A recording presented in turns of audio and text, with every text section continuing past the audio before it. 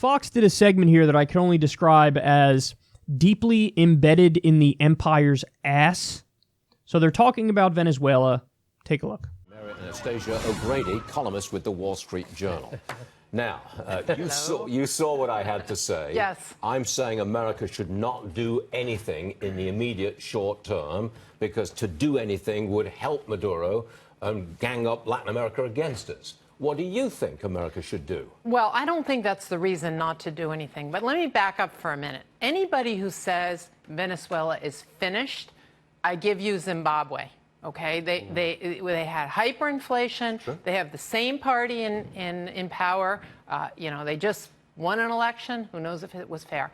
And anybody who says that Venezuela has nothing to do with us, I give you Afghanistan, where a lot of the problems that we received on 9/11 were cooked up in Afghanistan.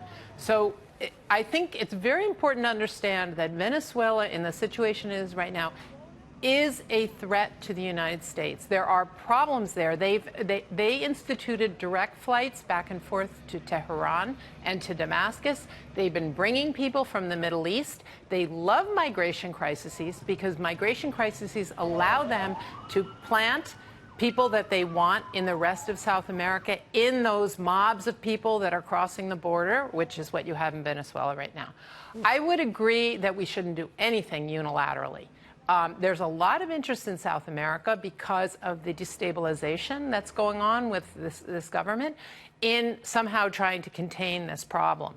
So anything that we do has to be a coalition, and maybe even a coalition that's not led by us. I mean, Colombia is very interested in solving the problem, Brazil, Argentina. But what would the coalition do? I mean, the idea of invading, that's not going to happen, obviously. But some quiet action by the CIA and some other secret services? The two things that I think are most appropriate would be, first of all, on the financial front, sort of trying to isolate the country. And remembering, by the way, that Venezuela is run by Cuba right now. And the path to fixing Venezuela goes through Cuba.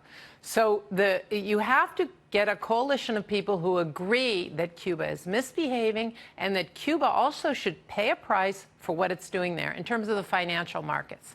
And of course, the other thing is, I do think that, covert activity is underrated. I know that we went through a period of time where we said, well, we're not going to do that anymore. But in fact, that's one of the most effective ways. Infiltrate, find out what they're doing with our other enemies, because again, this is not just a banana republic going down. This is a country that is using, or a movement that is using a foothold in South America to basically plan and inflict more damage around the region. You set me straight, Mary. No, seriously, that's really good. The idea that they are collapsing and are just going to go away, refuted by Zimbabwe, good point. Yeah. And the idea that they are just benignly collapsing, forget that, they're a danger to us. They're a danger to us.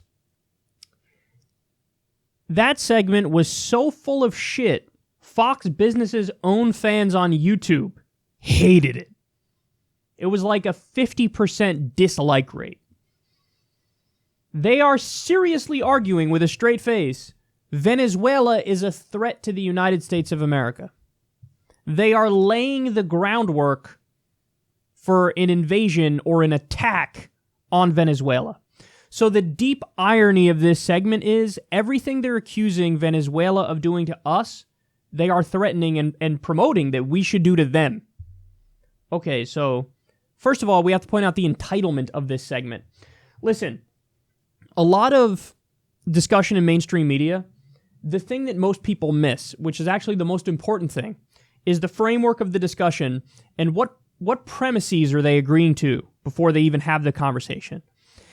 And the premise of this conversation is stunning because it's just like an outright admission right up front, like, okay, listen, we are the rulers of the world, America is.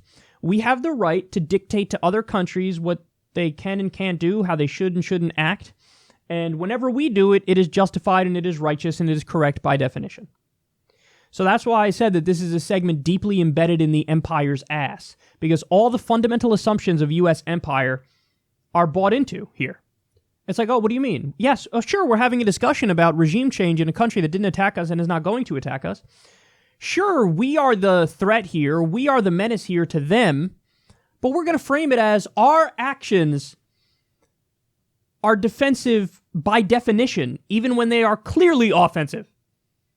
So it's just you have to throw all logic, all reason out the window when talking about these issues and buy into the framework and the assumption and the premise of we have the right to do whatever we want to the rest of the world. Now stop for a second and flip that. Imagine any of our official state enemies functioned with that mindset. Oh, we get to do whatever we want around the world, and it's not a question. It's okay when we do it. So when we violate international law, it's okay. We meant well. Imagine any other country that's a state enemy of the U.S. acted like that. We wouldn't stand for it. We'd say they're a rogue nation and they need to be toppled immediately. But when we do it, it's like, what do you mean? That's just the way it works. No, you have to make an argument for that. And they don't even bother, because whatever argument you make obviously would fall flat because we've been a humanitarian disaster. I mean, are you fucking kidding me? We're the country that offensively invaded Iraq and destroyed the country, killed minimum 200,000 civilians. We're bombing 8 countries right now. We're still in Afghanistan. We're permanently occupying Syria right now, by the way, de facto on the side of jihadists. We're going to lecture anybody about human rights? Are you fucking kidding me? Now, a lot of that stuff is just hilarious. So one of the things they say is, oh, Venezuela, they're, what they're doing is they're bringing in people from the Middle East and then they're going to, like, allow them to infiltrate the U.S. No evidence for any of this. I mean, what a hilarious... As Venezuela is struggling to not collapse, they're going to have time to bring people in that speak a different language and secretly try to get them to take a trip to cross the border? I mean, come on, man. How does anybody say that with a straight face? And then they just flat out say it at one point. They say, oh, so yeah, covert action. Yeah, that's underrated, but covert action is awesome. Yeah, maybe a CIA coup. So in other words, the same shit that we were doing during the height of the Cold War, we're still, like, they're advocating doing that right now. And by the way, it's not like we are already putting Venezuela under tremendous economic sanctions. It's not that's a fact. That's not, like, my opinion. So they want to go further. Yeah, CIA coup, covert action. I think that's underrated. So by the way, again, the same thing that they're accusing Venezuela's a threat to us. That's what they're doing, all these secret acts against us. The same thing that they're accusing Venezuela of doing to us, they're advocating we do to them. They want a CIA coup. And, hey, listen. And I mean this, in all sincerity, if you believe Venezuela is a threat to the United States, you're a dumbass. You're a dumbass. Are you kidding me? That country is dirt poor compared to us. Their military, is it even 1/100th our size? There's the idea that they're a threat to the United... I mean, come on!